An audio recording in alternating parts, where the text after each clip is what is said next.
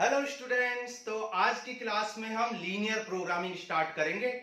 और आप जानते हो कि लीनियर प्रोग्रामिंग का मोर देन 80% डिलीट हो चुका है। तो आपको सिर्फ एक ही लेक्चर में आपके 6 मार्क्स कंफर्म हो जाएंगे। तो इस लेक्चर को बहुत ध्यान से आपको देखना है। एक ही लेक्चर में एक ही एक्सरसाइज आपको पढ़नी है 12.1, और 12.1 से भी आपके 3 क्वेश्चंस डिलीट कर दिए गए। तो आपको 7 क्वेश्चंस पढ़ने हैं और उन 7 क्वेश्चंस में हम आपके सारे डाउट्स क्लियर कर देंगे। लेकिन हम लीनियर प्रोग्रामिंग क्या होती है, कैसे काम करती है, इस सब के बारे में बात नहीं करने वाले। हम सिर्फ डायरेक्ट क्वेश्चंस करेंगे और क्वेश्चंस के थ्रू आपको सब कुछ समझाएंगे। ठीक है, तो क्वेश्चन नंबर 1 स्टार्ट करते हैं। क्वेश्चन नंबर 1 में आपसे बोला है आपको मैक्सिमम वैल्यू ऑफ जेड निकालनी है। Find the maximum value of Z, और जेड इक्वल टू क्या गिवन है 3x + 4y। और आपको सब्जेक्ट टू दी कंस्ट्रेंट्स दे रखे हैं। सब्जेक्ट टू दी कंस्ट्रेंट आपको दे रखे हैं, मतलब आपको कुछ कंडीशंस दे रखी है। ठीक है, आपको z की वैल्यू मतलब मैक्सिमम वैल्यू फाइंड करनी है। लेकिन कब? वैसे तो z इनफाइनाइट वैल्यू ऑब्टेन कर सकता है भाई, z की इनफाइनाइट तक वैल्यू जा सकती है। लेकिन आपको z की वो वैल्यू बतानी है जो इन कंडीशंस के अंदर आती हो, इनको फॉलो करती हो। ठीक है, तो देखते हैं कैसे करते हैं इस क्वेश्चन को। देखो, ये पहले हमने x एक्सिस बना लिया, ये y एक्सिस, और ये जो x + y = 4 आप देख सकते हो कि वैल्यू जो है 4 तक जा रही है। तो आप x की आप स्केलिंग ले सकते हैं 1 2 3 4, इतनी स्केलिंग काफी है। यहां पर भी 1 2 3 4, स्केलिंग का बहुत ध्यान देना पड़ता है, इसलिए आप स्केल का यूज करके स्केल किया करो। 1 2 3 4 स्केलिंग का सही से किया करो। ठीक है, अब देखो x की वैल्यू अगर 0 लेंगे तो y की वैल्यू 4 आ जाएगी, और y की वैल्यू 0 लेंगे तो x 4 आ जाएगा। मतलब एक पॉइंट तो आया 0,4, और दूसरा पॉइंट क्या आया 4,0। अब 0,4 कहां आता है? आप जानते हो x की वैल्यू 0 y एक्सिस पर होती है, तो ये 0,4 हो जाएगा। और 4,0 मतलब y की वैल्यू 0, तो 4,0 यहां हो जाएगा। ठीक है, तो x + y इसको ज्वाइन कर दो, यहां से इसको ज्वाइन कर दिया। ठीक है, तो x + y, अब देखो x + y = 4 है। ये क्या है? x + y = 4। लेकिन आपको इक्वल टू 4 नहीं, लेस देन 4 ड्रॉ करना है। तो उसके लिए आप क्या करोगे, कोई भी एक पॉइंट ऐसा उठाओ, कोई भी पॉइंट जो इसको कंडीशन को सेटिस्फाई करता हो या ना करता हो। जैसे कि हम 3 + 3 ले लें, तो 3 + 3 6 होता है, तो 6 तो लेस देन 4 नहीं होता है, मतलब 3,3 इस रीजन में लाई नहीं करेगा। तो आप जानते हो 3,3 तो यहां पे आएगा कहीं, और ये लाई नहीं करेगा, तो इसका मतलब रीजन कहां होगा? ये नीचे वाला रीजन होगा, ये वाला रीजन हो जाएगा। ठीक है, या आप ऐसे कर सकते हो x की वैल्यू 1 + 1 ले लो, 0 + 0 ले लो। तो जब x की वैल्यू 1 + 1 लोगे तो 2 आ गया, और 2 लेस देन 4 होता है। तो इसका मतलब जो 2,2 है, सॉरी 1,1 जो है, 1 + 1 2 लेस देन 4 होता है, तो 1,1 इस रीजन में लाई करेगा। तो आप देख सकते हो लाई कर रहा है। क्यों लाई करेगा? क्योंकि ये सेटिस्फाई कर रहा है इक्वेशन को। अब x > 0, आपको पता होना चाहिए x = 0 क्या होता है? इक्वेशन ऑफ y एक्सिस होता है, और y = 0 क्या होता है? इक्वेशन ऑफ x एक्सिस होता है। ठीक है, आपको कोऑर्डिनेट के बेसिक्स आने चाहिए। एक लेक्चर आपको हमारे चैनल पे मिल जाएगा, वहां पे कोऑर्डिनेट के बेसिक्स हमने बताए हुए हैं। ठीक है, एक ही लेक्चर में 20 मिनट्स के लेक्चर में आपको सारे बेसिक क्लियर हो जाए। जिन बच्चों को ये कोऑर्डिनेट में प्रॉब्लम है कि ऑरिजिन वगैरह ये सब चीजें, कब x = 0 किसकी इक्वेशन होती है, ये सब चीजें जिसको नहीं पता है तो वो देख ले लेक्चर को। अब देखो x > 0, x > 0, अब x > 0 कहां पे होगा? x = 0 क्या होता है? y एक्सिस, तो y एक्सिस ग्रेटर देन 0, तो x > 0 कौन सी साइड होता है? राइट साइड में। ठीक है, y एक्सिस से ग्रेटर देन, ये हो गया।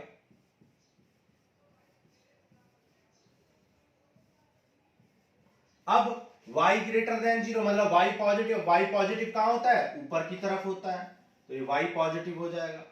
तो आप देख सकते हो ऐसा कौन सा रीजन है जिसमें तीनों ये हमारी लाइंस इंटरसेक्ट कर रही हैं, जो हमने ये ड्रॉ की है लाइंस। ये कहां पर? ये इस रीजन को, ये आप देख सकते हो इस रीजन को इसने क्या किया हुआ है? बाउंड किया हुआ, मतलब तीनों लाइंस इस रीजन में इंटरसेक्ट कर रही हैं। और इस रीजन को ही हम क्या कहते हैं? फीजिबल रीजन कहते हैं। Feasible reason. फीजिबल रीजन का मतलब क्या है? ऐसा रीजन जिसमें हम सॉल्यूशन को अटेन कर सकते हैं, फीजिबल रीजन या अटेनेबल रीजन। तो यहां पर हमारा सॉल्यूशन मिलेगा और आप देख सकते हो फीजिबल रीजन यहां पर कैसा है? बाउंडेड है। Feasible reason is bounded. अब ऐसे क्वेश्चंस भी होते हैं जिनमें फीजिबल रीजन अनबाउंडेड होता है, लेकिन वो आपका डिलीट कर दिया है तो वो पेपर में नहीं आएगा। तो फीजिबल रीजन इज बाउंडेड। और फीजिबल रीजन के कॉर्नर पॉइंट्स क्या हैं? फीजिबल रीजन के कॉर्नर पॉइंट 3 कॉर्नर है। देखो, एक तो ये कॉर्नर है, मान लो ए, ये ओ और ये बी। तो आप देख सकते हो 3 कॉर्नर है। A that is 0,4, O that is 0,0, B that is 4,0। तो ये आपके 3 कॉर्नर पॉइंट है और इन तीनों कॉर्नर पॉइंट पे जेड की वैल्यू आप देखोगे। तो जब 0,4 पुट करोगे जेड में जब 0,4 पुट करोगे तो 0 और 4 4 जा 16, 0 0 रखोगे तो जेड 0 आ जाएगा और 4 इंटू 3 12 प्लस 0 12 आ जाएगा। आपको जेड की मैक्सिमम वैल्यू निकालनी थी, तो जेड की मैक्सिमम वैल्यू क्या आ गई? 16 आ गई। तो आप कह सकते हो z will be maximum, the maximum value of z will be 16 at 0,4। The maximum value of z will be 16 at 0,4। तो आपको जेड की वैल्यू कितनी मिल जाएगी? 16। यानी जेड की मैक्सिमम वैल्यू 16 हो सकती है इन कंडीशंस को फॉलो करते हुए। और वो कब होगी? जब x की वैल्यू 0 और y की वैल्यू 4 होगी। समझ आ गया होगा आपको? ठीक है, चलो आगे चलते हैं, आगे करेंगे क्वेश्चंस। नेक्स्ट क्वेश्चन करते हैं, क्वेश्चन नंबर 2।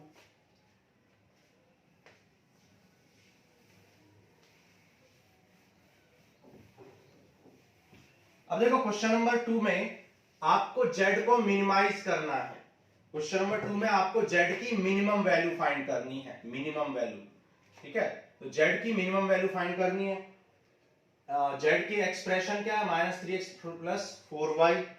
और सब्जेक्ट टू दी कंस्ट्रेंट्स क्या है? x plus 2y less than equal to 8, 3x plus 2y less than equal to 12 and x and y both should be greater than or equal to 0। ये आपको 3 equations दे रखी हैं। ठीक है, अब आप देख सकते हो स्केलिंग करेंगे तो आप देख सकते हो मैक्सिमम वैल्यू 12 तक जा रही है, तो आप 12 तक ही ले लो स्केलिंग। 1 2 3 4, ज्यादा दूर हो जाएगा, हम कर लेते हैं। मान लो 1 2 3 4 5 6 7 8 9 10 11 और यहां पर भी 12 भी ले लो आप। 1 2 3। स्केलिंग आपको ठीक से करनी है, स्केल का यूज करना है आपको, नहीं तो गलत हो जाते हैं ये क्वेश्चन। तो ये x एक्सिस है और ये y एक्सिस है। अब देखो इक्वेशन 1 को x plus 2y equal to 8, x plus 2y equal to 8। तो जब यहां पर x की वैल्यू आप 0 लोगे तो y की वैल्यू 4 आ जाएगी और y की वैल्यू 0 पुट करोगे तो x की वैल्यू 8 आ जाएगी। ठीक है, x की वैल्यू 0 पुट करने से y 4 आ जाएगा और y की वैल्यू 0 पुट करने से x 8 आ जाएगा। तो आप जानते हो 0,4 मतलब x0, और x0 क्या होता है? y एक्सिस पर। तो 0,4 कहां आएगा? ये है आपका 0,4। और 8,0 मतलब x 8 है और y 0 है, ये यहां आएगा। तो ये आपकी इक्वेशन जो है, यही आपकी इक्वेशन क्या हो जाएगी? मान लो इक्वेशन 1 है तो आप इसको 1 लिख सकते हो।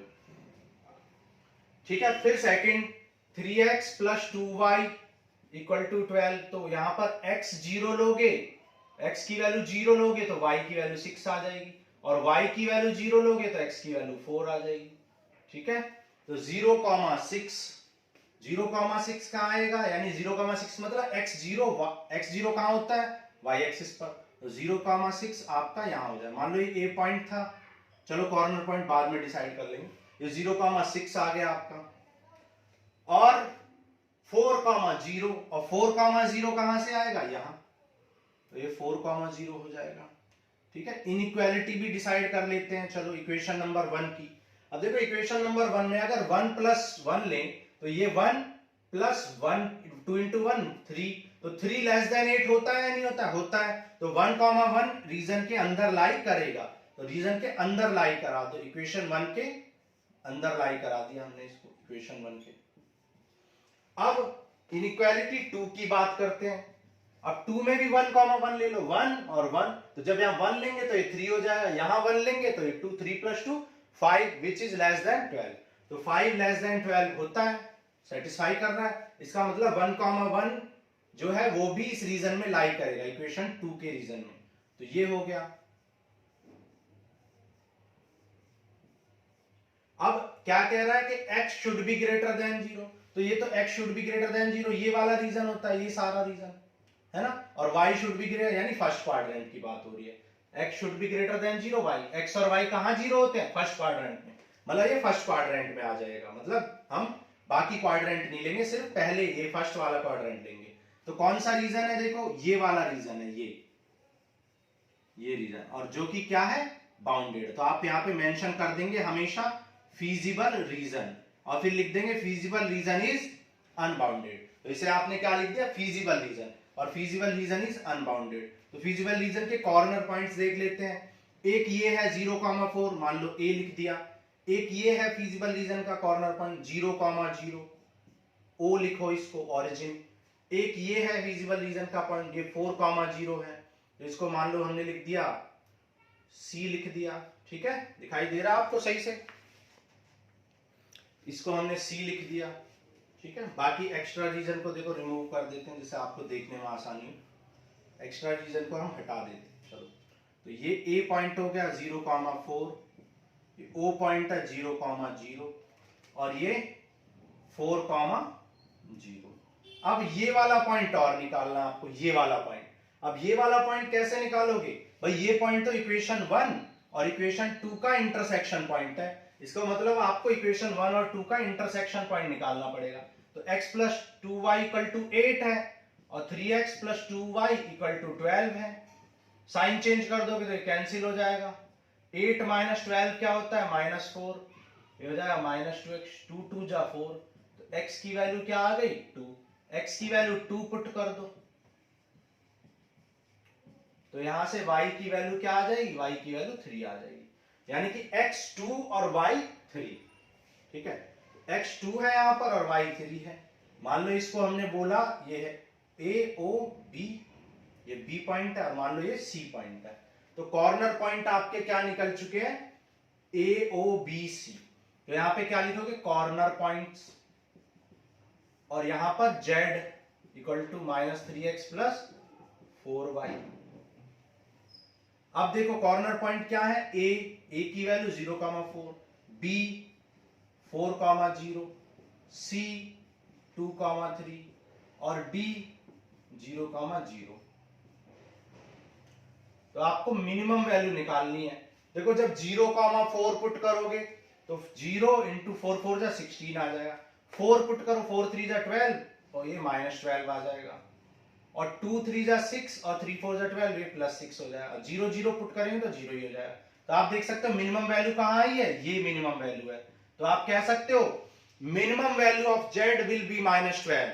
Minimum value of z will be -12 at 4,0।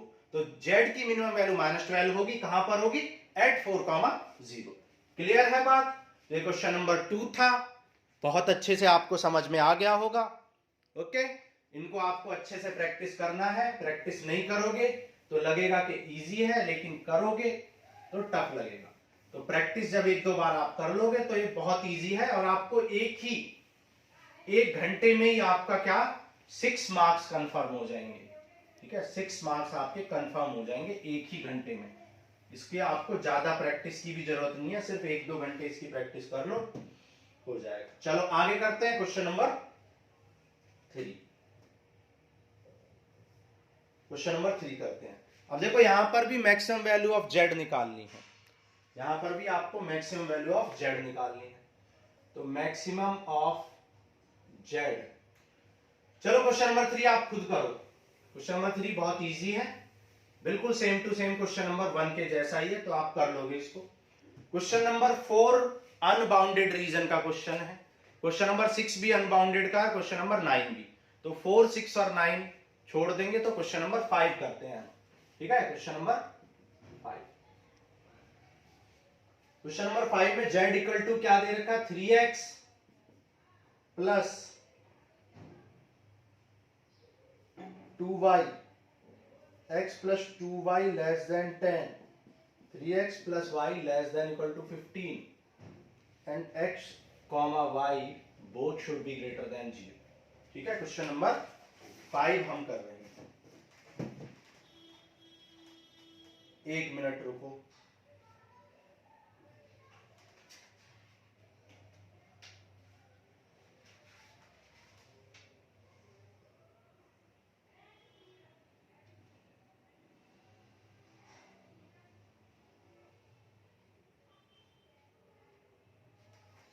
ठीक है, क्वेश्चन नंबर 5।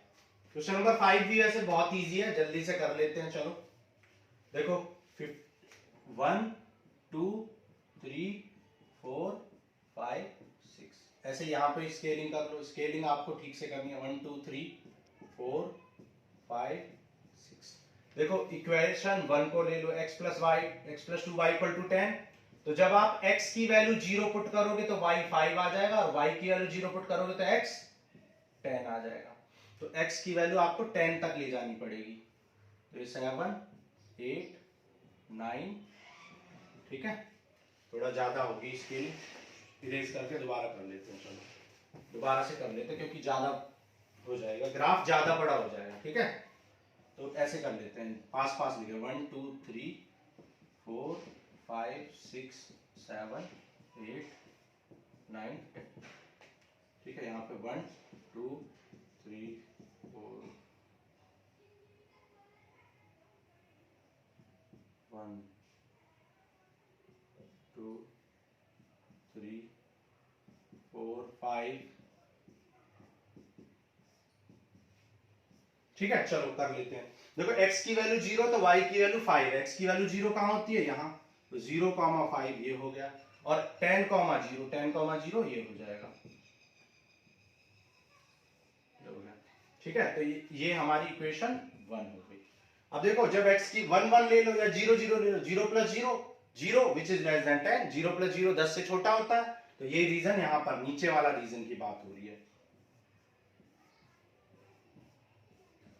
ठीक है, नीचे वाले रीजन की बात हो रही है।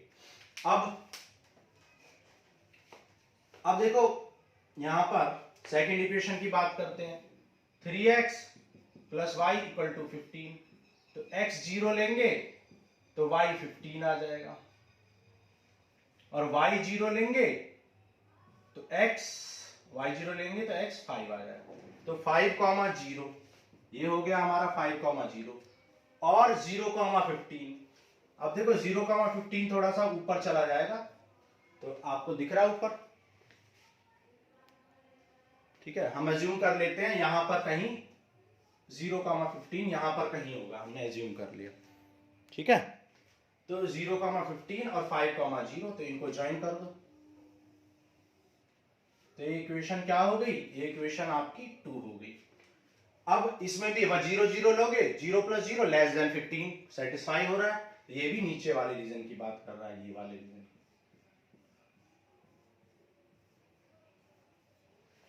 अब आप देख सकते हो कि यहां पे बोला x and y should be greater than 0, मतलब फर्स्ट क्वाड्रेंट की बात हो रही है।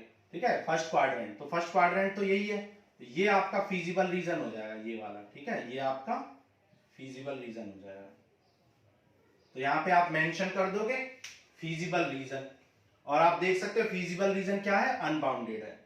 ये आ गया feasible reason, and feasible reason is, sorry, bounded. Feasible reason is bounded, feasible reason आपका बाउंडेड है। तो यहां पे फीजिबल रीजन बाउंडेड है।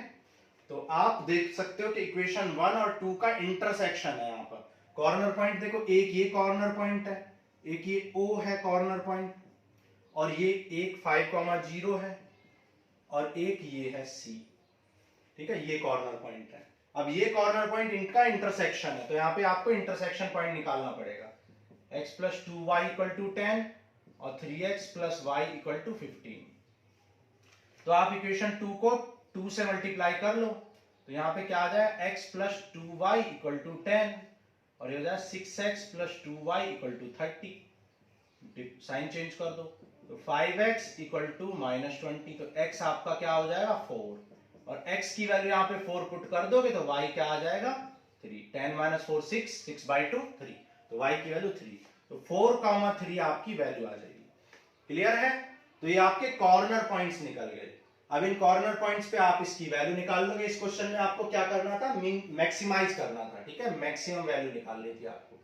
तो कॉर्नर पॉइंट पे z की वैल्यू निकाल लो, यहां कर लेते हैं, चलो ठीक है, कॉर्नर पॉइंट्स और यहाँ पे z की वैल्यू क्या है 3x प्लस 2y। तो देखो 0,5 लेंगे तो ये 10 आ जाएगा, 0,0 लेंगे तो ये 0 ही आ जाएगा और 5,0 लेंगे तो ये 15 आ जाएगा और 4,3 लेंगे 4 3 12 3 2 18 आ जाएगा। तो मैक्सिमम वैल्यू क्या आ जाएगी 18। तो maximum value of z will be 18 at 4,3।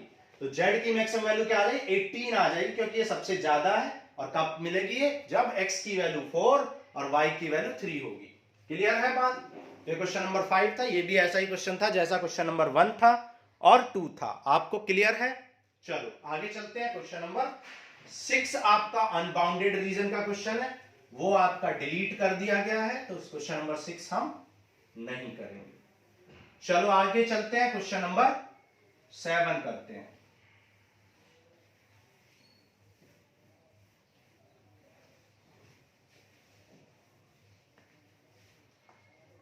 Question number 7 बहुत इंपॉर्टेंट क्वेश्चन है ये, अभी तक का सबसे इंपॉर्टेंट, इस पूरी एक्सरसाइज का सबसे इंपॉर्टेंट क्वेश्चन यही है, क्वेश्चन नंबर 7। ठीक है, बहुत ध्यान से आपको करना है। z इक्वल टू क्या है 5x प्लस 10y। ठीक है, आपको यहां पर मिनिमम एंड मैक्सिमम दोनों वैल्यू निकालनी है। बहुत ही इंपॉर्टेंट क्वेश्चन है ये। ठीक है, सब्जेक्ट टू कंस्ट्रेंट क्या दे रखे हैं, यहां पे लिख लेते हैं x प्लस 2y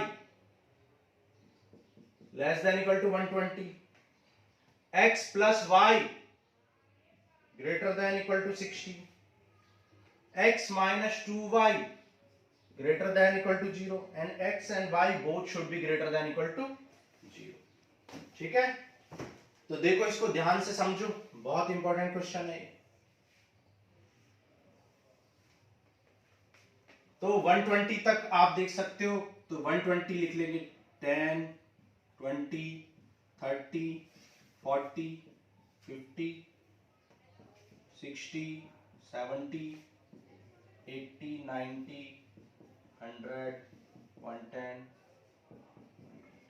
ठीक है, यहां पे भी लिख लो।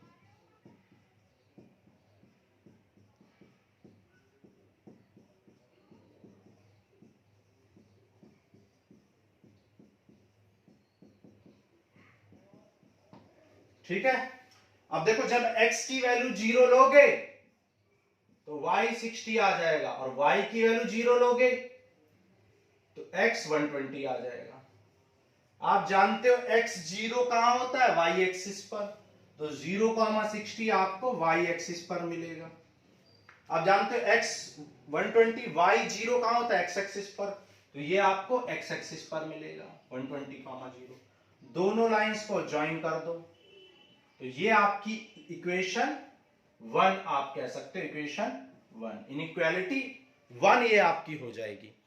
अब इनइक्वालिटी 1 में आप जानते हो कि आप जब 0 प्लस 0 लिखोगे तो 0 आ जाएगा जो कि 120 से छोटा होता है, तो यानी 0,0 इस रीजन में लाई करेगा। ठीक है, तो ये इसमें लाई करेगा, तो इस वाले रीजन की बात हो रही है। ठीक है, इस रीजन की बात हो रही है। अब जब x 0 लोगे तो y 60 और y 0 लोगे तो x 60 हो जाएगा। तो 60,0 यहां आ रहा है और 0,60 तो ये है ही, तो ये आपका ज्वाइन हो जाएगा। तो ये आपकी इनइक्वालिटी 2 हो जाएगी। जब आप 0 प्लस 0 लोगे तो आपका सेटिस्फाई नहीं होगा क्योंकि 0 प्लस 0 0 होता है जो कि 60 से बड़ा नहीं होता है। तो ये गलत है। इसका मतलब 0,0 लाई नहीं करेगा। इसका मतलब ये इक्वेशन कौन से रीजन की बात करेगी? ऊपर वाले रीजन की बात करेगी, इस ऊपर वाले रीजन की बात करेगी। तो अभी तक आप देखो तो फीजिबल रीजन कौन सा वाला आ रहा है? ये, क्योंकि यहां पर दोनों लाइन क्रॉस कर रहे, दोनों रीजन्स यहां पर क्रॉस कर रहे हैं। थर्ड लाइन भी आपको दे रखी है, x minus 2y equal to 0, तो x minus 2y equal to 0 में पुट कर लो। जब x की वैल्यू 0 करोगे तो y भी 0 आ जाएगा। ठीक है, इसका मतलब यहां पर ये 0,0 ऑरिजिन से पास होगी। अच्छा, अगर आप x की वैल्यू 40 रख दो या कुछ भी, जो आपकी मर्जी, x की वैल्यू 40 रख दो तो y अपने आप ही 20 आ जाएगा। या x की वैल्यू 20 रख दो तो y, x की वैल्यू 20 रख दो तो y 10 आ जाएगा। ठीक है, कुछ भी रख सकते हैं। तो देख लो, x की वैल्यू 40 तो y 20, x की वैल्यू 40 यहां है और y 20 यहां है। यहां पर x की वैल्यू 40 और y 20 यहां पर है, तो ये लाइन यहां से पास होने वाली है। एक ही पॉइंट काफी है, ये लाइन ऐसे यहां से पास होगी इस तरीके से। अब आप कोई भी पॉइंट ले लो, मान लो मैं ये पॉइंट उठा रहा हूं, देखो ये वाला पॉइंट उठा रहा हूं, ठीक है, या कोई ये वाला उठा लो, चलो 10,10 ले लेते हैं, नहीं 10,10 नहीं, 10,20 ले लेते हैं। चलो, तो आप देख सकते हो 10,20 जो है वो इस लाइन के ऊपर है, और 10,20 इस लाइन के ऊपर है, तो देख लेते हैं कि सेटिस्फाई कर रहा है नहीं कर रहा है। देखो, जब 10 और 20 यहां पुट करोगे तो 10 और 20 पुट करने से नेगेटिव आ जाएगा, 10 माइनस 40 दैट इज माइनस 30। आज भाई यहां पे आप जब 10 और 20 पुट करोगे तो ये माइनस 30 आ जाएगा, जो कि सेटिस्फाई नहीं कर रहा है। माइनस 30 ग्रेटर देन 0 नहीं होता, गलत है। इसका मतलब ये जो लाइन है ये ऊपर वाले रीजन को नहीं करेगी, नीचे वाले रीजन को करेगी, इस रीजन को करेगी। समझ आ रहा है? ये वाले रीजन को करेगी। ठीक है, क्लियर है बात?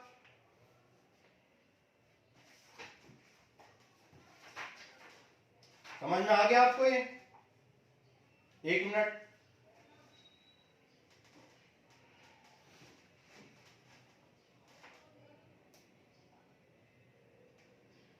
ठीक है। अब ये जो लाइन है, मान लो ये लाइन 2 थी और ये लाइन 3, तो ये आपका रीजन आ गया है। अब आप क्या करोगे? अब आप देख सकते हो कि इक्वेशन 1 और 3 यहां पर इंटरसेक्ट कर रही है, ये 3 है, तो आपको 1 और 3 का इंटरसेक्शन निकालना पड़ेगा। 1 कहां पर है? x plus 2y equal to 120, और 3 कहां है? x minus 2y equal to 0। तो यहां से x इक्वल टू 2y लिख सकते हो, सब्सटीट्यूट कर दो, सब्सटीट्यूशन लगा देते हैं। x की वैल्यू 2y यहां रखोगे तो 4y इक्वल टू 120, तो y आपका 30 हो जाएगा। ठीक है, y 30 रखोगे तो x आपका 60 हो जाएगा। y यहां पे 30 रखोगे तो x 60, तो ये पॉइंट आपका क्या आ गया? 60,30 आ गया, 60,30। तो इसको मैंने कहा a है। कॉर्नर पॉइंट्स कौन से हैं? ये फीजिबल रीजन है। फीजिबल रीजन हमेशा मेंशन किया करो। तो ये a पॉइंट है, ये b पॉइंट है, ये c पॉइंट है, और ये d पॉइंट है। अब आपको ये वाला पॉइंट और चाहिए, इक्वेशन नहीं, ये हमने ये वाला पॉइंट निकाला था, ये पॉइंट हमारा निकल चुका है, 60,30 ये निकाला था हमने। अब लाइन नंबर 2 और 3 इंटरसेक्ट कर रही है आप, यहां पे देखो 3 और 2, तो 3 और 2 का इंटरसेक्शन देखो, 3 और 2 का, तो 3 कहां है? ये x इक्वल टू 2y, तो 3 में से x इक्वल टू 2y यहां पे पुट कर दो, तो 2y plus y equal to 60, तो 3y इक्वल टू 60, तो y आ जाएगा 20, और y 20 यहां पुट करोगे तो x 40 आ जाएगा। ठीक है, तो 40,20 आपका ये वाला आ गया, 40,20 ये पॉइंट। ठीक है, 40,20 ये पॉइंट आ गया। मान लो ये a है, ये b है, ये c है, ये d है। ठीक है, तो आपके कॉर्नर पॉइंट्स आ गए। तो यहां तक आप नोट कर सकते हो। इरेज कर देंगे, फिर आगे चलेंगे, ठीक है। नोट कर लो जल्दी से, पॉज करके आप लोग।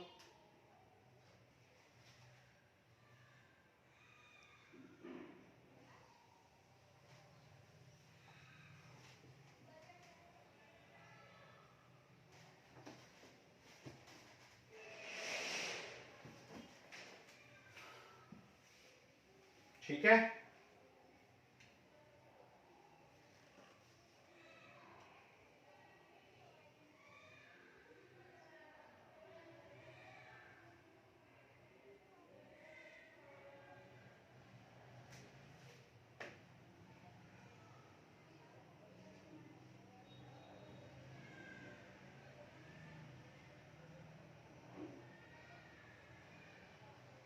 चलो आगे चलते हैं।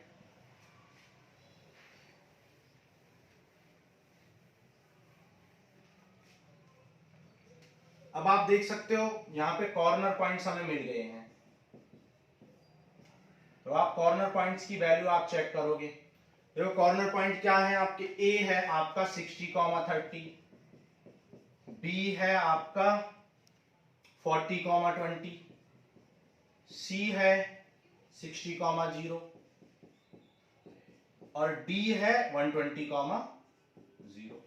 तो जेड की वैल्यू निकालोगे आप, 60 यहां पे पुट कर दो, 60 इंटू 50 300 इंटू 300, तो ये आ जाएगा 600। 40 पुट करो, 40 इंटू 5 200, 20 इंटू 10 200, तो ये 400 आ जाएगा। 60 इंटू 5 300 और 120 इंटू दिस 600, ठीक है। तो आप देख सकते हो कि मिनिमम वैल्यू आपकी कितनी आई है, 300। तो minimum value of z will be 300 at 60,0। तो जेड की मिनिमम वैल्यू क्या हो जाएगी, 300 हो जाएगी। कहां पर, 60,0। लेकिन मैक्सिमम वैल्यू दो जगह आ रही है, आप देख सकते हो मैक्सिमम वैल्यू दो जगह है, यहां पर भी है यहां पर भी। तो आप देखो कि 60,3 पर, यानी कि यहां पर 60,30 यहां पर, और 120,0 यहां पर। अब आप क्या करोगे, देखो इस तरह की कंडीशन में, इस तरह की, बहुत ध्यान से सुनना है, इस तरह की कंडीशन में जब कई पॉइंट्स पे, मोर देन 1 पॉइंट्स पर आपका क्या आ जाए, मैक्सिमम वैल्यू आ जाए या मिनिमम वैल्यू आ जाए, तो उस केस में आप क्या करते हो, आप देखते हो कि वो कौन सी लाइन है जो 60,3 और 120 दैट इज इन दोनों पॉइंट्स को मिला रही है।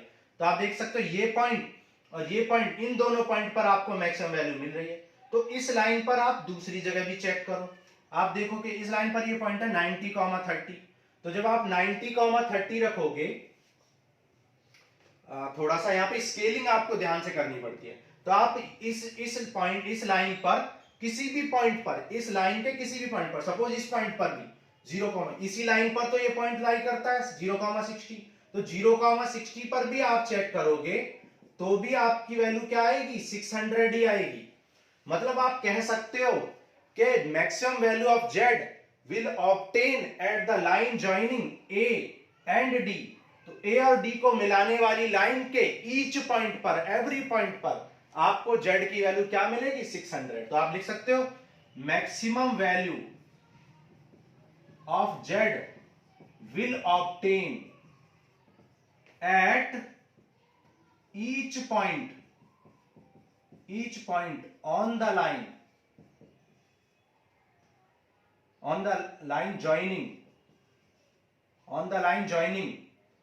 A and D, that is 60,30 and 120,0।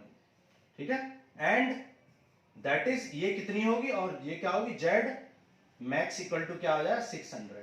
तो जेड की मैक्सिमम वैल्यू 600 होगी, मिनिमम वैल्यू 300, मैक्सिमम वैल्यू कहां पर मिलेगी, ईच पॉइंट पर जो ए और डी को मिलाने से ये लाइन मिल रही है ना, इस पूरी लाइन पर आपको जेड मैक्सिमम मिलेगा। क्लियर है बात, ठीक है। चलो ये इंपॉर्टेंट क्वेश्चन था बहुत।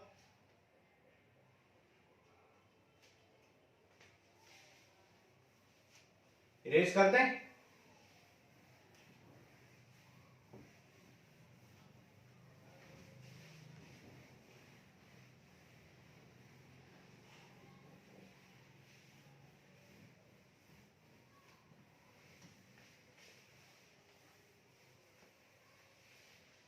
चलो अब देखो क्वेश्चन नंबर 8 आपको खुद से करना है।